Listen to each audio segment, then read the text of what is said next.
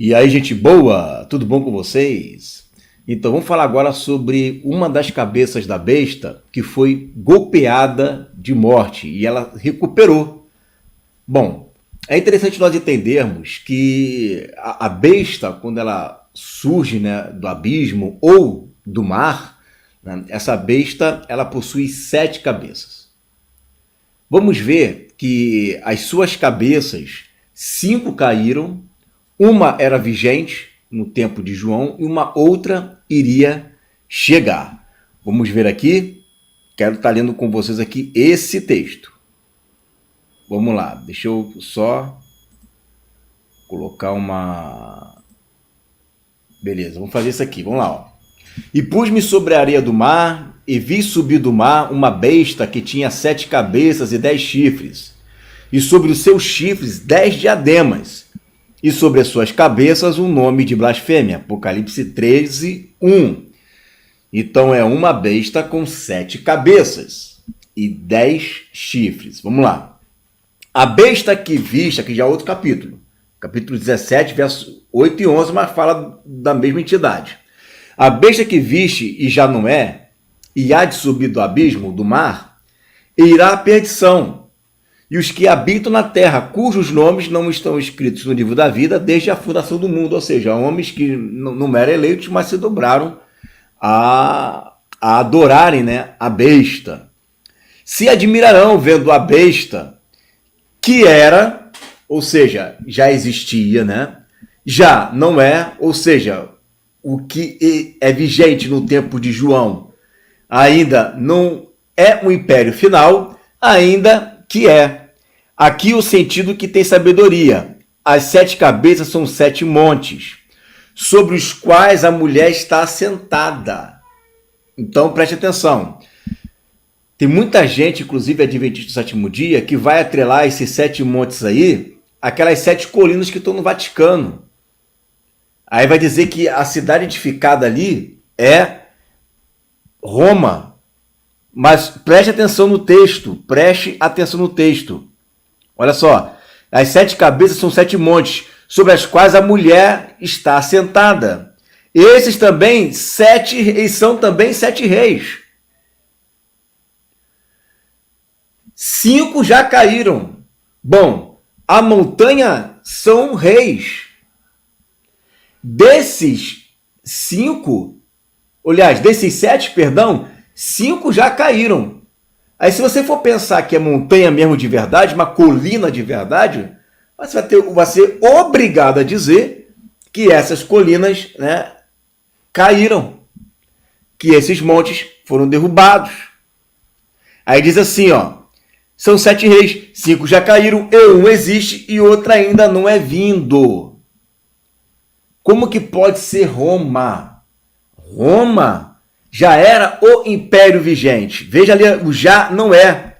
Ainda que é, ou seja, já não é, mas faz parte também dessa besta. Faz parte. Ó, a besta que era, o já, né, já não é, ainda que é. A besta existiu. O que está hoje não é o que haverá de vir, mas faz parte também, porque ela é dividida em 7 impérios. E aí, está dizendo, ó, desses 7 impérios, 5 já caíram e um existe, ou seja, esse que existe é Roma, outra ainda não é vindo. Outra ainda não é vindo. E quando vier, convém que dure pouco de tempo. E a besta que era e já não é, e ela também é o 8º, é 2 7 e vai à perdição. Então veja, ela já existiu. O que é vigente hoje não é o último império, mas ainda que faz parte da besta. As 7 cabeças são 7 montes. Os 7 montes são 7 reis que fazem parte desta besta, cujos 5 já caíram, 5 cabeças já caíram. Uma existe na época de João, que é Roma, e outra ainda não é vindo. Mas todos eles fazem parte é derivado desta besta. É 2,7. E aí, olha que interessante. Apocalipse 13:3. E vi uma das suas cabeças como ferida de morte, e a sua chaga mortal foi curada. Então você está vendo ali que ele está olhando para as 7 cabeças, tira 2, porque uma não é e a outra ainda não é vindo, e tem 5. E uma das 5 foi ferida de morte, e a sua chaga mortal foi curada. Olha que interessante, né? Ferida de morte e a sua chaga mortal foi curada. Onde é que nós vemos isso? No Antigo Testamento, uma palavra falada que ela foi ferida de morte, uma chaga. Vamos ler aqui Naum, capítulo 3, versículo 18 e 19. Os teus pastores dormirão, ó rei da Assíria. Os teus ilustres repousarão. O teu povo se espalhará pelos montes, sem que haja quem o ajunte. Não há cura para a tua ferida, a tua chaga é dolorosa. Então ela foi ferida de morte, ela foi ferida, né, com uma chaga, mas ela se recuperou. E aí diz assim, ó, todos os que ouvirem a tua fama baterão as palmas sobre ti, porque sobre quem não passou continuamente a tua malícia. Isaías 31:8, ó. E a Síria cairá pela espada, não de poderoso homem, ou seja, não é uma coisa humana, não é um homem qualquer. E a espada, não de homem desprezível, a consumirá, e fugirá perante a espada, e os seus jovens serão tributários. Então está vindo uma palavra aqui dada para a Síria, que houve uma chaga que se recuperou, que ela tinha sido ferida, Deus tinha feito isso com ela, e mesmo que ela venha se recuperar, você vê aí que ela cai a espada, né? Mas não é por qualquer tipo de homem que ela vai cair de novo. Então preste atenção no seguinte, Deus ele usa figuras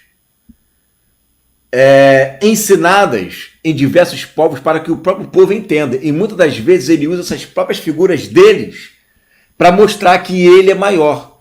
Por exemplo, as pragas do Egito, todas elas foram focadas em deuses egípcios. É como se Deus estivesse pegando aqueles deuses egípcios e dissesse, eu sou o Deus Todo-Poderoso, isso aí não é nada. Então Deus ele usa também desse tipo de método. Ele usa elementos que os povos entendem e ele pega esses elementos e sobrepuja esses elementos. Isso também aconteceu com Noé. Já havia uma profecia que viria um profeta da boca de um peixe, e aquele profeta que sairia da boca desse peixe, os ninivitas teriam que ouvi-lo. Quem era o deus ninivita? Era o deus peixe Dagon. E aí Jonas vem de um peixe. Por isso que Jesus fala o milagre de Jonas. O milagre não foi só ficar 3 dias e 3 noites no interior do peixe, mas sair também daquela forma, onde eles viram ele saindo. E aí eles entenderam que ele era um profeta profetizado. Logo, Deus usa da sabedoria dele, né, e desbanca a sabedoria dos homens. E ele vai fazer isso da mesma forma também com a besta. Presta atenção. Na tradição mesopotâmica, o herói Ninurta deveria enfrentar a serpente de 7 cabeças como nessa imagem. Observa que ele enfrenta a serpente e ele degola uma cabeça de uma serpente. É o quê? É um animal que vem do mar. Ele veio do mar, tá vendo os mares ali, ó, né? É como se fosse o mar, né? Tá saindo do mar, tá ali, passando ali por cima ali das costas, né? Dessa serpente de 7 cabeças. Isso já era uma tradição mesopotâmica ali, né? Daquela região, né? Meso, né? Aquela religião sumeriana. Já havia essa tradição, né? De heróis como esse, né? Ninurta, que desbanca grandes inimigos dos mares. como Hidra, por exemplo, né, e outros como Zeus, Hércules. Hércules, na verdade, é Hércules, né? Zeus não é Hércules, que vai matando animais que vêm do mar, o Kraken, e por aí vai. Então nós temos essas mitologias aí.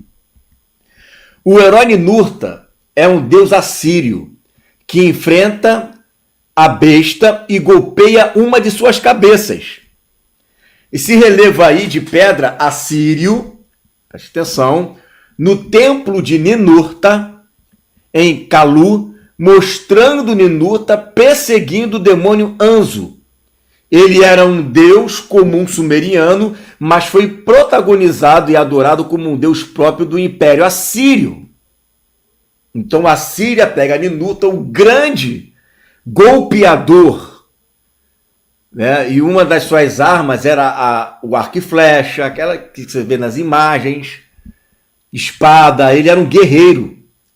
E Ninurta era por isso que o Império Assírio era um dos impérios que, ao conquistar as terras, eles não tinham pudor, não tinham pena. Eles esfolavam as pessoas, eles fatiavam as pessoas, eles tinham métodos de tortura e de morte para empalar as pessoas assim. Pegava, colocava, não tem quando você prende as pessoas e coloca aqui, né, para poder puxar a pessoa como escrava, eles colocavam aqui no nariz. Eles eram malignos, eles não tinham pena, e o próprio deus deles, Ninurta, tá aí, um deles, né, era reconhecido como aquele que golpeava, que matava bestas, animais. Havia outros animais ali que ele matava também. Aqui é mais um, né? Um demônio Anzu, e tinha aquela serpente de 7 cabeças. E esse era um deus assírio, do Império Assírio. Era um deus conhecido na Mesopotâmia, mas a Síria toma esse deus, né, entre aspas, como seu próprio deus, o deus que golpeia a besta. E quando Deus vai falar uma palavra de julgamento para a Síria, usa palavras de golpe, de chaga, de ferida. E diz que não é um homem poderoso que mata eles, que destrói eles. Não é qualquer pessoa, não é homem quem destrói eles. É como se Deus estivesse humilhando ali os assírios.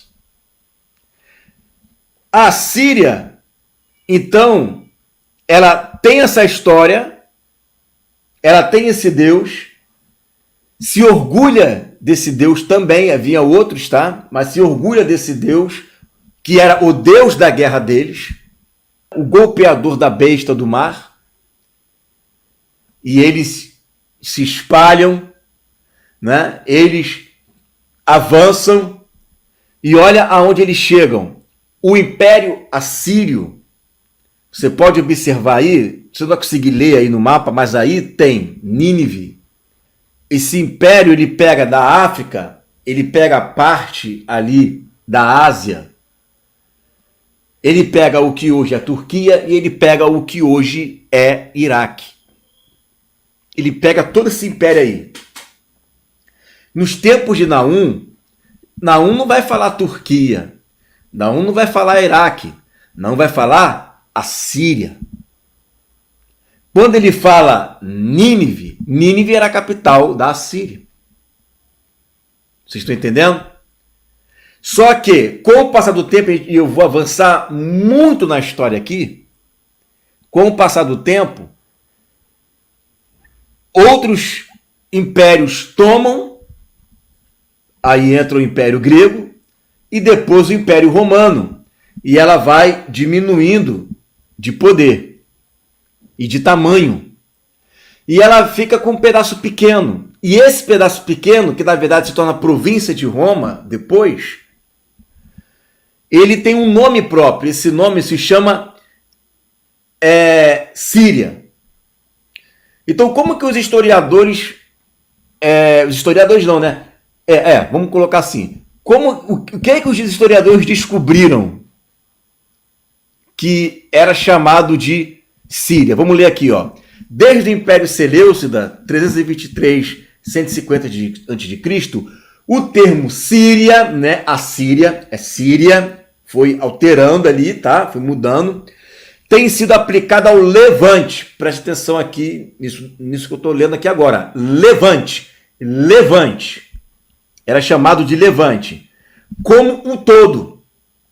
E a partir deste ponto, os gregos passaram a aplicar o termo sem distinção para se referir aos assírios e sírios da Mesopotâmia e do Levante. Então, Levante passou a ser um termo que foi nominado para países que ficavam dentro daquele perímetro, que também era chamado de Síria. Por exemplo, você pega a Holanda e outros países, o que eles são chamados? Países Baixos. São chamados de Países Baixos.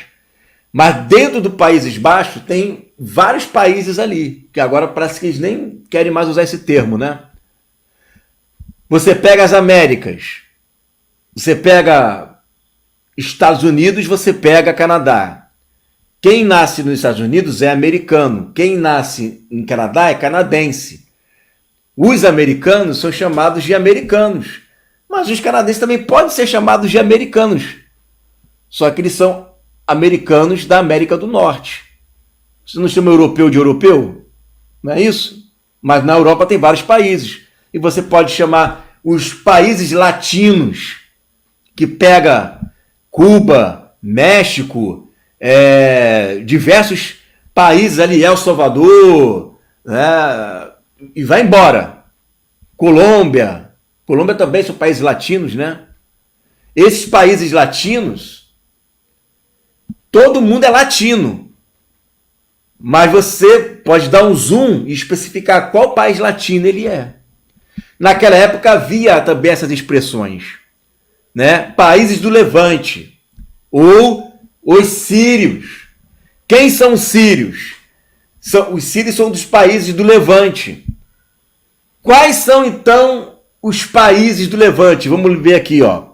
O Levante não inclui a Península Arábica, o Cáucaso ou a Anatólia, embora às vezes a Sicília seja incluída. Seus habitantes são chamados de levantinos. De uma forma geral, a região se resume a Síria, que é Síria mesmo, né?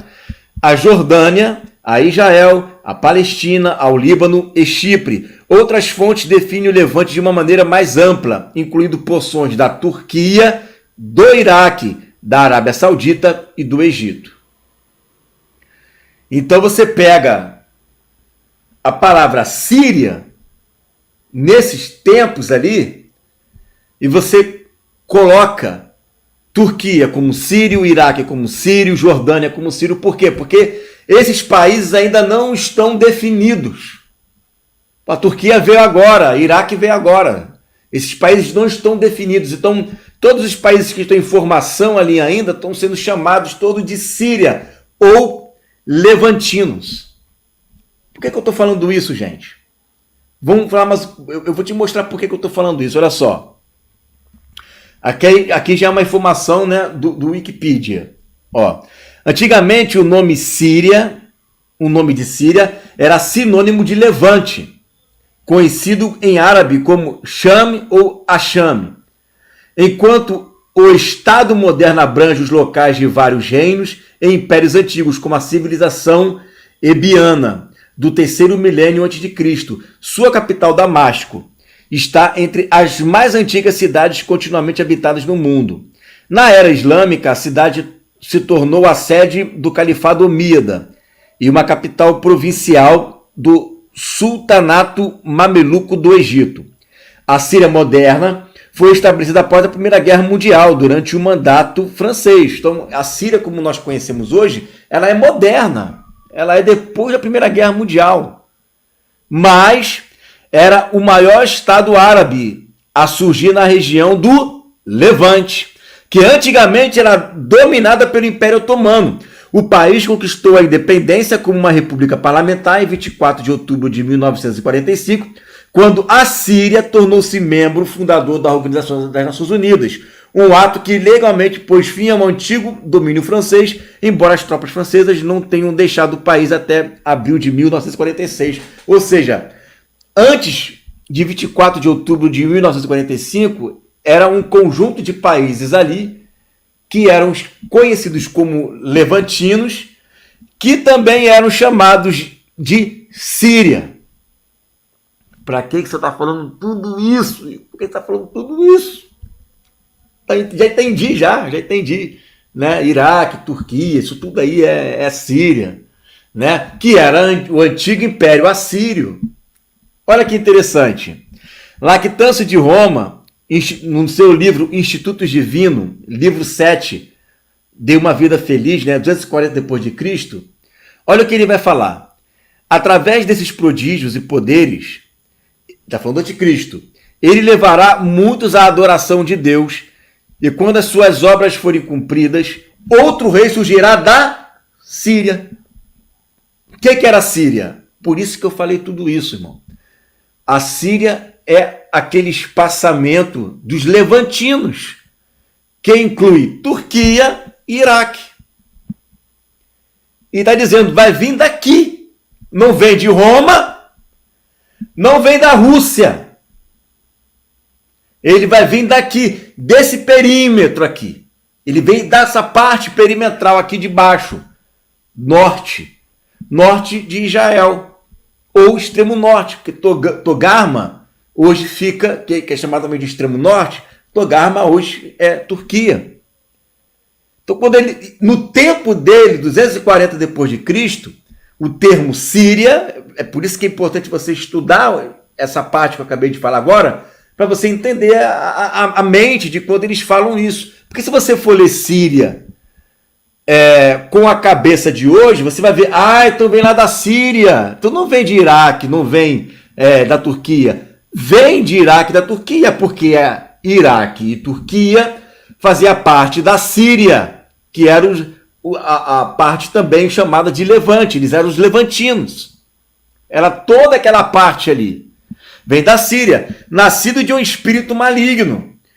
O destruidor da raça humana, que destruirá aquilo que resta do antigo mal junto com ele mesmo. Ele está falando aqui do anticristo. Daí a gente está falando, né, desse ressurgimento dessa cabeça. Porque o ressurgimento dessa cabeça não é o Império Assírio, mas é o tirano que veio do antigo império, aonde existia o Império Assírio.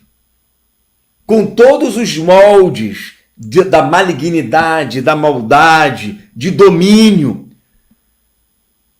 É isso que ele está dizendo. Está vendo a sétima cabeça que foi golpeada, que a gente está falando quem era? Aquele Deus lá, se dividindo na Síria. Esse império, não que vai ser como nos moldes de antes de Cristo, aquele império que a gente conhece bíblico, né? Mas vai vir nesse mesmo espírito, e ele está colocando ali os nomes para que você, ao ver o desenrolar da história, você vai saber pontuar onde é que era cada um. Por exemplo, olha só, peso de Nínive. Ele está falando para Nínive ali naquele momento. Quem é Nínive? Nínive fica na atual Iraque. A antiga Síria. Livro da visão de Naum, o Eucocita. De ti saiu um que maquina o mal. De ti saiu um que maquina o mal. Então ele está falando para Nínive. Nínive fica no Iraque. Iraque é a antiga Síria. É desse ressurgimento que a Bíblia está falando, desse tipo de ressurgimento. É a recapitulação de toda a malignidade desse espírito maligno, conforme lá que Deus falou, olha só. O espírito maligno, esse espírito assírio vai voltar. E dos países aonde a Síria dominava. Pérgamo, conheces tuas obras e onde habitas, que é onde está o trono de Satanás. e retens o meu nome. Então ele vem do Iraque, ele nasce no Iraque, e ele tem todo o seu aparato político na Turquia. E ele tem um governo na Turquia. Ele nasce em um local e vai para outro local. E ali é onde Satanás habita. O que é a Turquia? A Turquia, né, é a antiga Síria. Então está vendo aqui uma movimentação. Nasce em um local, faz o seu capital político ali na Turquia. E o que vai dizer Irineu de Leão contra as heresias? No seu quinto livro, né, capítulo 25, verso 4, 185 depois de Cristo. A mesma coisa dizia o Senhor aos que não acreditavam nele. Eu vim em nome do meu Pai e não me acolhestes. Quando virá outro em seu próprio nome, vós o recebereis. Como este outro, indicava o anticristo, que é estranho a Deus. Ele é o juiz iníquo, de quem o Senhor disse, não temia a Deus e não respeitava nenhum homem, ao qual recorreu a viúva esquecida de Deus, isto é, a Jerusalém terrena, reclamando justiça contra o seu inimigo. É exatamente isso que fará o anticristo no tempo de seu reinado, transferirá o seu reinado para Jerusalém. O que está querendo dizer? Que ele já era rei, ele já dominava, ele pega o domínio dele e transfere para Jerusalém. Então ele nasce em um local, começa o capital político dele em outro local, como rei, como governante, e na medida em que ele se torna um tirano, ele transfere, né, o seu reinado para Jerusalém, e aí ele se torna então, né, o anticristo dos judeus. E é exatamente isso, porque quando o Império Assírio ele toma, ele domina Jerusalém. Então essas recapitulações do mal que elas acontecem novamente, né? É essa ferida que volta, né? Esse império. Claro que todos os impérios estão incutidos ali, porque a besta, ela é a recapitulação de todos os impérios. E como ela é a recapitulação de todos os impérios, a Síria tem que vir também. Ela tem que aparecer de novo na história, porque está recapitulando, né? E aí nós estamos vendo, dando um zoom e sabendo qual é o seu papel em uma dessas cabeças da besta. O papel dela, né, é fazer com que volte de novo esse espírito maligno assírio. Só que tudo isso, toda essa recapitulação, ela está transmitindo a responsabilidade, vamos colocar assim, né, toda a sua malignidade na sétima cabeça, porque quem na verdade vai estar na frente é a sétima cabeça.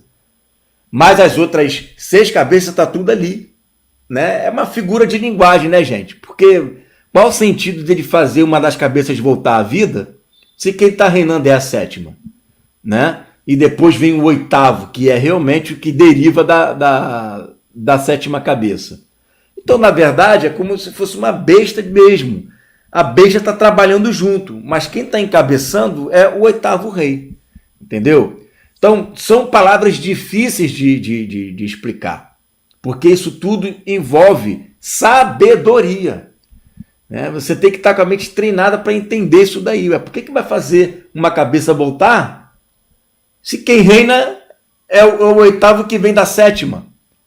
Mas, na realidade, né, o corpo da besta está toda junta, mas um está encabeçando. Mas o espírito de todos eles estão sendo recapitulados em uma única pessoa, que é o anticristo. Entendeu? É mais ou menos isso daí. Se ficou com alguma dúvida, você quer trazer um acréscimo, né? Escreva aí no comentário. Não esqueça de também curtir aí o vídeo e compartilhar para que outras pessoas também possam, né, ter acesso a essas informações. Amém? Fique aí com essa palavra em nome de Jesus.